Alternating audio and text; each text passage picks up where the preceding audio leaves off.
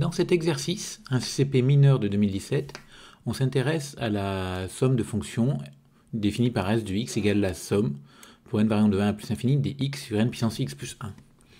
Donc, on demande dans un premier temps le domaine de définition de S, puis sur quel ensemble est-ce qu'elle est dérivable, et enfin, est-ce qu'elle est intégrable sur son ensemble de définition. Alors, plusieurs choses ici. Avant de commencer, remarquons que cette série S de x, le x ici est une constante par rapport à n, donc on peut le sortir de la somme.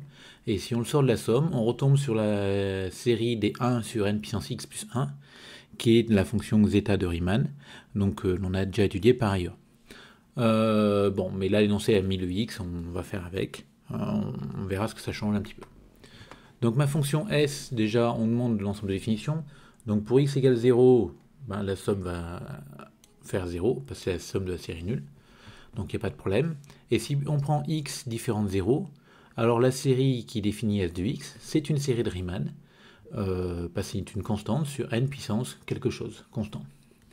Donc elle converge, si et seulement si la puissance du n au dénominateur est plus grande que 1, strictement, c'est-à-dire si et seulement si x est strictement positif.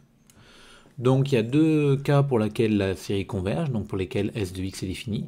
C'est si x égale 0, parce que c'est la série nulle, et si x est strictement positif. Et donc du coup l'ensemble de définition, ça va être 0 plus infini, fermé en 0. Ensuite, on demande est-ce que S est dérivable sur son ensemble de définition. Alors, on sait, parce qu'on l'a déjà rencontré plusieurs fois, que cette fonction-là, la fonction zeta de Riemann, alors normalement c'est un puissance x ici, va être dérivable sur 1 plus infini ouvert, avec un x. Donc on sent que celle-là va être dérivable sur 0 plus infini ouvert. Et d'où l'idée de la faire apparaître comme ça. Donc on va mettre le x devant, sortir le x, et on va s'intéresser à la fonction que j'ai appelée ici f de x, qui est en lien très très fort avec la fonction zeta de Riemann. Et on va démontrer la dérivabilité de cette fonction. Alors quand je dis qu'on sait que la fonction zeta de Riemann est dérivable sur 1 plus infini, ce n'est bien sûr pas du cours, c'est une forme de culture générale qu'on peut avoir avant de passer les concours, ça peut toujours être utile, et ça nous permet de savoir un petit peu où on va. Donc nous, on écrit notre fonction S sous la forme x fois f de x, donc bien sûr x est ici de classe C infini, le petit x devant, et donc on va s'intéresser à la classe de f de x, et on va démontrer notamment que f est de classe C1 sur R plus étoile. Donc, quand on regarde les fonctions fn que j'ai posées, donc les fonctions qui sont à l'intérieur de la somme, elles sont de classe C1 sur 0 plus infini, sans souci, et la dérivée, je peux la calculer. Alors pour calculer la dérivée de cette quantité-là, il faut l'écrire sous la forme exponentielle de moins, entre parenthèses, x plus 1 ln de n. Et donc quand on calcule la dérivée, on obtient cette dérivée-là. Donc une fois qu'on a cette dérivée, on regarde est-ce que notre série de fonctions converge simplement. Donc là, il n'y a pas de problème parce que la série dfn, on a déjà vu avant qu'elle convergeait, passer du Riemann et x plus 1 est plus grand que 1. Et maintenant, on va faire de la convergence uniforme de la série des dérivées. Donc pour ça, on va fixer un a strictement positif. Et pour tout x plus grand que a, on aura notre fn' de x qui sera plus petit que ln de n sur n puissance a plus 1. Alors pourquoi prendre un a strictement positif ? Parce que si on prend a égale 0, enfin si on se place directement sur 0 plus infini, et qu'on cherche à majorer cette quantité-là en valeur absolue, ben, en numérateur on n'aura aucune prise, donc on sera obligé de laisser le ln de n. Et au dénominateur, si on prend juste x strictement positif, ben, on aura d'autre choix que de minorer le dénominateur par n, et auquel cas on va se retrouver ici avec du ln de n sur n. Et ce ln de n sur n ne va pas nous arranger, parce que ln de n sur n, ça va faire une série divergente, parce que 1 sur n est négligeable devant ln de n sur n. Donc c'est pour ça qu'on est obligé de prendre un a positif, et de se placer en fait sur l'intervalle a plus infini.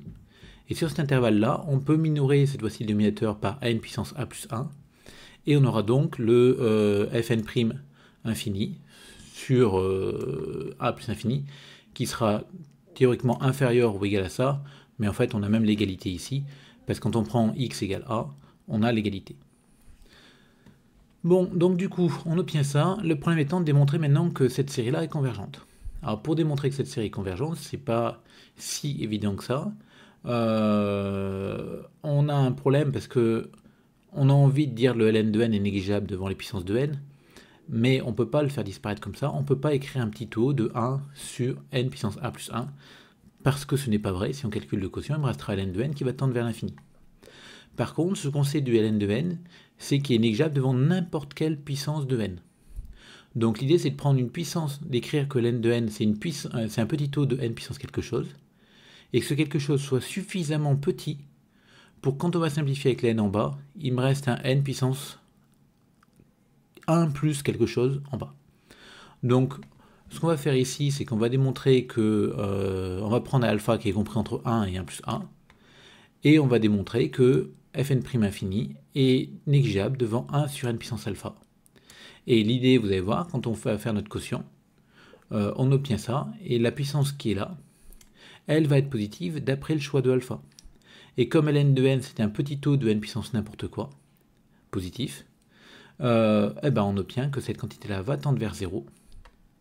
Et donc le théorème des gendarmes va me dire que la limite de fn' infini sur a plus infini sur 1 sur n puissance alpha égale 0. Et donc j'aurai bien mon petit taux qui va apparaître ici. Donc on aurait une autre manière de faire les choses ici, c'est de prendre un nombre compris entre 0 et a-1, entre 0 et a, et dire que ln de n c'était un petit taux de ce nombre-là, et diviser, et on obtenait notre petit taux directement. Bon, en tout cas ici, on a notre notre norme infinie qui est un petit taux de 1 sur n puissance alpha. On sait que la somme des 1 sur n puissance alpha converge par C du Riemann, alpha plus grand que 1. Donc la série des normes infinies converge, et donc la somme des fn' converge normalement, donc uniformément sur a plus infini. Et vous voyez qu'on a vérifié une à une des hypothèses de notre théorème de dérivation sous le signe somme. Donc fn est classe C infini sur 0 plus infini. La série de fonctions converge simplement sur 0 plus infini. Sur l'intervalle a plus infini, ma série des fn' converge uniformément. Et donc le théorème de dérivation sous le signe somme me dit que ma fonction f, qui est la somme des fn, est de classe C1 sur a plus infini. Et comme c'est valable pour tout a strictement positif, et que le caractère C1 c'est un caractère local, on obtient que f est de classe C1 sur 0 plus infini. Et en plus, on a l'expression de la dérivée qui vient de notre théorème, qui nous dit que c'est la somme des fn' de x. Donc, finalement, notre fonction s, qui a x associé x fois f de x, va bien être de classe C1 sur R plus étoile comme produit de fonction de classe C1. Alors, on a fait sur R plus étoile, mais on demandait est-ce qu'elle est dérivable sur son ensemble de définitions. Donc, on a un problème avec la valeur x égale 0. Est-ce qu'en 0, c'est dérivable? Donc, ici, on va avoir deux méthodes. L'idée étant un petit peu la même. Comme on veut la dérivabilité en un point, on a plusieurs options, mais une des options, c'est d'étudier la limite du taux d'accroissement. Donc, le taux d'accroissement, quand on le forme, ça me fait du s de x sur x. Donc, en fait, c'est f de x. Donc, il faudra chercher la limite de f de x quand x tend vers 0. On aurait pu vouloir utiliser d'autres critères, comme par exemple la limite de la dérivée. Mais je vous rappelle que pour utiliser ce genre de critères, il faut d'abord avoir démontré la continuité de la fonction au point considéré. Et là, la continuité de S, on ne l'a pas faite avant. Donc finalement, une des seules options qu'on a ici, c'est de chercher la limite du taux d'accroissement, et donc de f de x quand x tend vers 0. Alors pour ça, on a deux méthodes. Enfin, peut-être d'autres, mais au moins deux méthodes. La première méthode, on va utiliser l'expression qu'on a obtenue pour f', qui est celle-ci. Donc f' de x est une somme de négatifs, et comme c'est une somme de négatifs, f' de x va être négatif. Donc ma fonction f va être décroissante sur 0 plus infini, et comme elle est décroissante sur 0 plus infini, elle aura une limite en 0, et cette limite sera soit finie, soit plus infinie. Mais ce qui est important, c'est qu'on sait qu'elle aura une limite en 0 plus. Et du coup, on va pouvoir passer à limite, quand on a une expression comme ça, on pourra écrire limite quand x tend vers 0 plus de f de x. Donc on reprend ici un n dans grand N étoile, un x supérieur à 0, et on écrit f de x, donc c'est la somme de n égale 1 à plus infini, et cette somme on la coupe en deux. Donc l'idée étant de se rendre compte que, donc on coupe en deux, cette partie-là de n plus 1 plus infini c'est une somme de positifs, donc on va l'enlever quand on minore, et on va faire tendre le x vers 0 plus, dans ce qui me reste ici, et vous voyez ça me fait apparaître ici la somme des 1 sur n. Et on sait que la somme des 1 sur n diverge, donc la série des 1 sur n diverge, c'est la série harmonique, Donc quand grand N va tendre vers plus infini, ça va tendre vers l'infini. Et l'idée, c'est que j'ai pris un N quelconque dans une étoile, un X positif quelconque. J'ai cette inégalité-là, f de X, qui est plus grand que ça, et ce truc-là tend vers 1 sur N. Bon. Quand je vais passer à la limite en X, je vais donc obtenir que la limite quand X tend vers 0 plus de f de X, donc la limite de ce côté-là, va être plus grande que la limite de ce côté-là, donc plus grande que cette somme-là. Mais vous voyez que cette inégalité que je viens d'écrire est valable quel que soit n dans une étoile.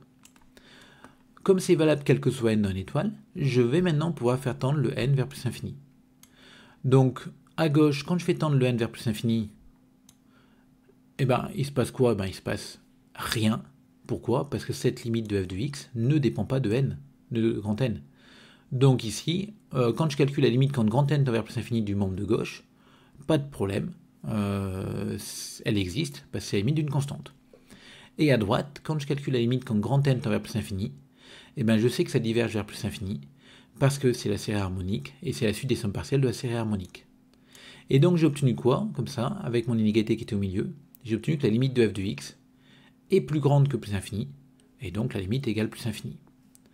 Donc finalement, avec cette méthode-là, on a obtenu que la limite de s de x moins s de 0 sur x moins 0 est égale à plus infini, donc elle n'est pas dérivable en 0.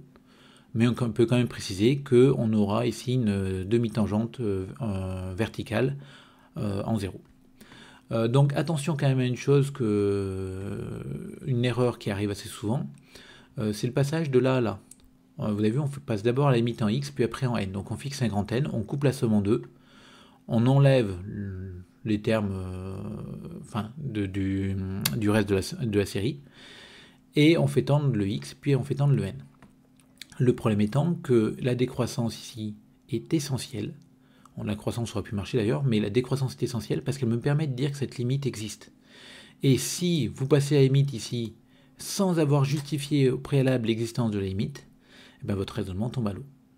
Donc il faut avoir au préalable justifié que f de x a une limite. Et la décroissance ou la croissance, c'est quand même un très bon argument pour obtenir ce genre d'informations. Bon, donc voilà pour cette première méthode. Donc la deuxième méthode, comme à chaque fois qu'on a une... alors pareil, la deuxième méthode, on va partir de ce principe-là. Donc on doit étudier la limite de f de x. Donc la limite de... il est où mon f la limite de cette somme-là. Et on peut faire une comparaison série intégrale, tout simplement. Donc s'intéresser à la fonction 1 sur t puissance x plus 1, donc on remplace le n par un t, et étudier ses variations. Donc on fixe un x strictement positif, et on a donc la fonction 1 sur t puissance x plus 1 sur nn plus 1, qui sera plus petite que 1 sur n puissance x plus 1. Je l'intègre. Alors, j'obtiens un encadrement parce que cette intégrale-là, c'est l'intégrale d'une constante sur un intervalle de longueur 1, donc c'est égal à la constante. Je somme cet encadrement pour n variant de 1 à un grand N, et j'utilise la relation de Chasles. Donc là, il me manque un A. Et j'obtiens que la somme des 1 sur n puissance x plus 1 pour n variant de n à grand N est plus grande. Donc ça, on remarquera que c'est la somme partielle de f de x est égale à l'intégrale. Et l'intérêt, c'est que cette intégrale-là, je sais la calculer. Donc je prends une primitive et je calcule. J'obtiens ça. Donc maintenant, je vais faire tendre le n vers plus infini dans cette inégalité-là. Je peux, parce que ma série converge. Et alors, soit on dit que l'intégrale converge, parce que cette intégrale-là va être convergente parce que c'est du Riemann, avec x plus 1 strictement plus grand que 1. Soit on dit que cette quantité-là a une limite quand n tend vers plus infini. Mais quoi qu'il en soit, en passant à la limite, j'obtiens que finalement f de x ici va être plus grande que 1 sur x. Donc, la limite en 0 plus de f de x sera plus grande que la limite en 0 plus de 1 sur x. Et celle-là, elle vaut plus infini. Ou alors on peut le faire par entraînement, 1 sur x tend vers plus infini, donc f de x tend vers plus infini aussi, enfin peu importe. En tout cas ici, on obtiendra que la limite de f de x est encore égale à plus infini, donc la fonction n'est pas dérivable. Vous remarquerez que là, dans ma comparaison série intégrale, je n'ai que cherché à minorer f de x. Pourquoi ? Soit parce qu'on sait que c'est la fonction zeta de Riemann à quelque chose près, un décalage de 1 près, et que donc la limite ça va être plus infini, donc on le sait d'avance. Soit on sert un petit peu la première méthode en se disant tiens, j'ai vu que ça tendait vers plus infini, donc ça sert à rien de majorer. Mais si vous aviez majoré en même temps, c'est pas une faute, c'est juste malheureusement une perte de temps parce que la majoration ne servira à rien. Bon, enfin, on vous demandait est-ce que la fonction S est intégrable sur son ensemble de définitions. Donc, ici, on a obtenu que f de x est plus grand que 1 sur x pour tout x strictement positif. Donc, du coup, quand je m'intéresse à la fonction S de x, qui est x f de x, bah, cette fonction est plus grande que 1. Alors, elle est plus grande que 1, donc c'est positif. Et je sais que l'intégrale de 1 à plus l'infini de 1 diverge. Alors pourquoi soit on utilise le fait que c'est du Riemann, avec la puissance qui est égale à 0, donc qui est inférieure ou égale à 1. Soit on calcule l'intégrale de 1 à a, ça fera grand A moins 1, et grand A moins 1 va tendre vers l'infini, enfin peu importe, mais en tout cas il est clair que ça diverge. Et du coup l'intégrale de S de x entre 1 et plus l'infini va diverger. Donc en particulier, S ne sera pas intégrable. Je vous rappelle que si elle est intégrable, alors l'intégrale converge. Et comme elle n'est pas intégrable sur 1 plus infini, elle n'est bien sûr pas intégrable sur un segment, enfin un intervalle plus grand plutôt, donc elle n'est pas intégrable sur 0 plus infini non plus.